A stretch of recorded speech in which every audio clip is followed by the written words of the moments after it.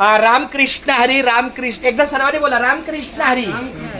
बर, काय नाही, मुंबई ते पंढरपूर पायी श्री संत रोहिदास दिंडी क्रमांक 24 1978 सालापासून पंढरपूर मार्गे जाताना पनवेलमधील विठ्ठल मंदिर भिंगारी या ठिकाणी सकाळच्या नाश्त्याला येत होती. पण मधल्या काही वर्षात काही तांत्रिक अडचण आल्यामुळे आमचा तो रद्द झाला. पण आता या वर्षापासून पुन्हा आपली दिंडी सकाळच्या नाश्त्याला 2 जुलैला, वार गुरुवार 2 जुलै, तिथं मी मार्किंग केलेलं आहे.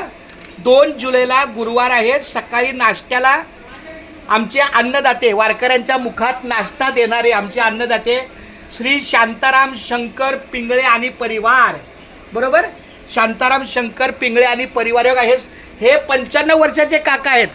काका एकदा फक्त बोला रामकृष्ण हरी. आई रामकृष्ण हरी बोल.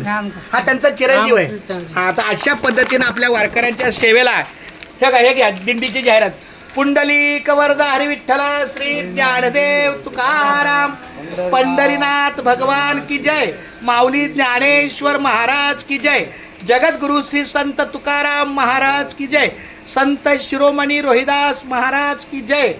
आपली दिंडी अशी चालत येताना विठ्ठल मंदिरमध्ये बसेल. बाजूला मंदिर आहे, हा तिथंच बसणार. हे जे काही मुखात जे काही देईल 100% माऊली जे काही देईल ते.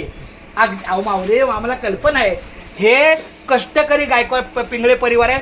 फक्त आम्ही कुठंतरी न बसतात देवाच्या दारात बसणार, देवळात बसणार. चालेल आई, तिथं 2 घास खाणार, काय प्रेमानं द्याल ते, आणि ते खाऊन लगेच आमचं दुपारचं जेवण कोळखेला आहे. दुपारचं जेवण कुठं आहे? कोळखेला. इथं आम्ही लईत लई 7:30-8 पर्यंत येणार. 7:07च, कारण चिंचपाडा विठ्ठलवाडीहून काय 3 किलोमीटर आहे. चला, खूप धन्यवाद माऊली. रामकृष्ण हरी. आणि हा त्यांचा चिरंजीव आहे. हा, वाद. आता इथून पुढे तू पुढवून बघायचं बरं का. आता हे तुझे आई वडील थकलेले आहेत, त्यांना आता विश्रांती द्यायची. आणि एकदा बोल आई, आता हे सगळं मी पुढे करणार. बोल आई, आता हे मी करणार. आई शाबाश.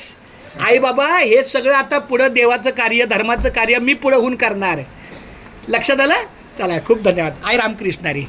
चला, खूप धन्यवाद. 2 जुलैला येतो बरं का. 2 जुलै गुरुवार. चला.